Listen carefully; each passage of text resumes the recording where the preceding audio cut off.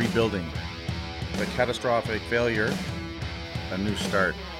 Physically, mentally, our careers, our businesses. Step back, first step, next step. The driver in me just wants to get it done tomorrow. We'll do this, do that, let's move this, where are we at with this? You build some confidence, build some self-esteem, start to feel better about yourself. The Silverback Blueprint Podcast, a show for men over 40. We focus on getting stronger, staying motivated, building discipline, creating a community, and becoming truly happy. Hey guys, and welcome to episode 153 of the Silverback Blueprint Podcast. If you're not where you want to be, show me your phone and I'll show you why. Dramatic pause. Everyone's getting their phone. You know, this is really cool, and I can't take full credit for this. This is something I heard from Gary Vee a few months ago, but it's fucking so true. He says, he framed it a little bit differently because a lot of people are always coming up to him, and if you don't know who Gary Vee is, look it up. He's a self-made man. He gets a lot of shit done. He's big into business. He's big into motivation, big on social media. But what he was saying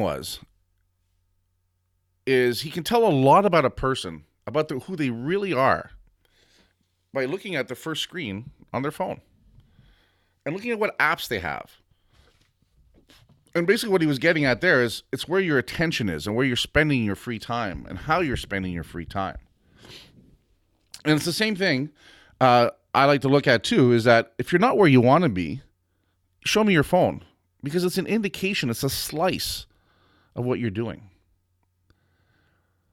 So at the end of the day, when I look at my phone, and I did this before, this is kind of where my phone was at before this topic ever came up, but the majority of the stuff on my front screen are business related, productivity related. Of course, there's music and some social media. Well, I use a lot of social media for our business, right? I'm not going to lie to you. I do go down the Facebook rabbit hole or the Instagram rabbit hole sometimes, but primarily I use it for business, for branding. I have some sales stuff so I can see where we're at sales wise. I have some marketing stuff in there and some stuff for notes and things like that, because I come up with a lot of ideas, things I want to get done, and I forget them within 4 minutes. So I have a notes section where I can just go on there and start typing stuff as it happens to me overall. And then I have probably about 5 pages, and I'm not going to lie to you, I've got some games on there and I've got some time wasters for sure. But take a look at what's happening on your phone, and it's going to tell you a lot about how you're spending your awareness in your free time. And that says a lot, because we think we're doing certain things, right? We run into all the time, I'm working on this and I'm working on that.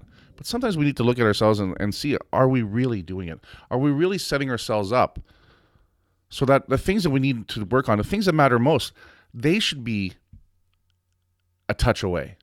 They should be at our fingertips. I guarantee you, if Amazon's on your first page, you buy a lot of shit on Amazon. Right? Or Etsy or whatever that stuff is. I don't know. Right? I guarantee if you have Facebook on your first page and you're not marketing, you're not social media, you're not doing that stuff for your business and something you're doing, you're running down that rabbit hole a lot. Right? You're entertaining yourself. And listen, you may have commutes, you may have all that stuff. This stuff has got value to it. Don't get me wrong. But I mean, if Tinder is the thing that's on your first page, and I guarantee you if you're single, Tinder's on your first page. Or Cupid, I don't know any of these channels. Why? Because that's something that's important to you. That's part of where your focus is. We fucking talk about it all the time when people tell me they don't have time for shit. And I point out the fact that they jump in a car and would drive for 4 hours, get fucking laid, take a shower, sleep for an hour, and drive back to be back on time for work. And we know that fucking shit happens. When we were single, we did that shit. And if you're single, I guarantee you're fucking doing that shit. But in the same breath, these are the same people that tell you they don't have time to do the things they need to get done. It's not that they don't have time. It doesn't matter as much. It's not as motivating for them as much.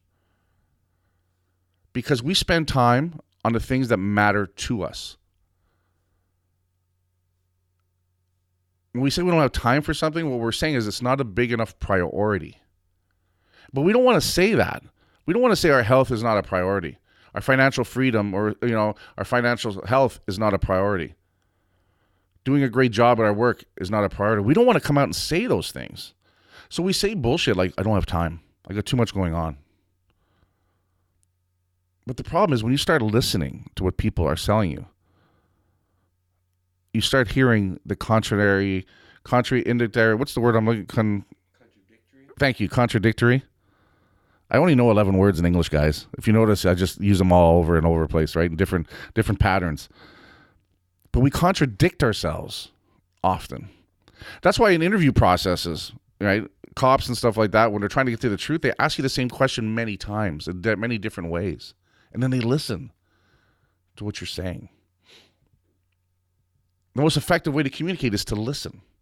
The problem is we don't listen, and we don't even listen to ourselves. Have you ever had that happen where you're sitting there and you're talking and you catch yourself and I'm like, did I just fucking say that? We've all been there. In fact, record yourself next time you're having a conversation and then listen back to it. You'll be like, what the fuck? What am I saying? We don't slow down long enough to listen to ourselves. We don't slow down enough to think for ourselves. We don't slow down enough to write things down on paper to get organized in our mind as to what we're doing and what we want to do and the differences. That's why I'm always on you guys about the rituals. I'm always on you guys about the journaling. I'm always on you guys about taking some notes. Because that's when we really learn what the fuck we're doing. We think we're doing something, and when we start to examine what we're doing, we'll find out many times, especially when we're not getting the results we want, we are not doing the things that need to get fucking done. We're just reading some Grant Cardone the other day, and he was talking about, when we set goals and visions, and we start going through things, and we start moving towards them, and then there's a point where we realize we're not achieving that goal, or we're not going to achieve it. What's the first thing most people do is they change the goal. And what he said, he goes, we don't do that anymore. What we do is we double down the efforts on what we're doing to achieve the goal. Because what happens is we examine whether we make it or we get the goal or not. We examine and we make up excuses, the market, the response, all these things around it. What we don't examine is how much effort do we do systematically to achieve that goal. He says most times people and companies will not do that. But that's where it lies. If you're making 10 cold calls a day, you're going to nail some sales. If you're going to the gym every day and you're working out for 30 minutes, you're going to get fucking leaner. You're going to get stronger. You're going to get fitter. It's the consistency that makes a big difference. It's doing the little things that have to get done. But a slice, you want to see an indication of where you're at, guys. Pull your fucking phone out and look what's on the first screen. And then if you want to make those changes, start putting things on that first screen that are relevant to the changes you want to make and the goals you want to achieve. You want to read more? Put a fucking reading app on the front page and delete 5 games. What's on your phone tells me a lot about what's going on in your head. What's on your phone tells me a lot about how you're spending your time. What's on your phone is going to tell me a lot about what you prioritize. I know some of you have been looking at your phone since the moment I said look at your first screen. And there's going to be a lot of fucking shaking of heads up and down. Yes, you're right. What do you think happens when someone else has seen your phone and they look at it that way? Right? I'm not going to lie to you. When I see someone with their phone out, that's what I do now. I check out their front screen. It tells me a fucking lot. I don't have to open up anything. It's a really, really cool exercise. It's showing us what our priority is, and it's showing us how we're filling our time and our bandwidth overall. So what we choose to put front and foremost in front of us is what we're going to absorb, and what we absorb is what's going to affect our mindset, and what our mindset is going to affect how we look at things and how we do things. So when you're looking at your screen today and you see stuff you don't like, those are the areas you need to make some changes on. Have a little fun too, guys. Don't get rid of all the games. But I know guys with hundreds of fucking games on their phone. Hundreds. I have 4. And I'm always, because I have 2 favorite ones, and I'm always trying different ones. Because I like games. But sometimes, every once in a while, I'll even catch myself and say, fuck, I got too many games, and I'll go and delete a bunch of them. Or if I got a busy week, and I got a lot doing, I'll take all my games, I'll put them in a folder, and I'll put it at the very back screen. Because I also know that it's easy when things get a little weird Oh, I don't like thinking about that. That's going to be an uncomfortable email to send or conversation to have, right? What's happening on fucking Candyland or whatever it is. I don't fucking know the names anymore. Look at your phone, guys. It's like reading a fucking tea leaves, eh? Just a little more high tech, but it's the same idea, guys. Take a look at your phones. If you find anything really interesting, guys, send me a message over at kurthaus@gmail.com, and we'll talk about it maybe in a future episode and stuff. Guys, that's all I have to say on that for now. I'm just deleting a bunch of things off my front screen.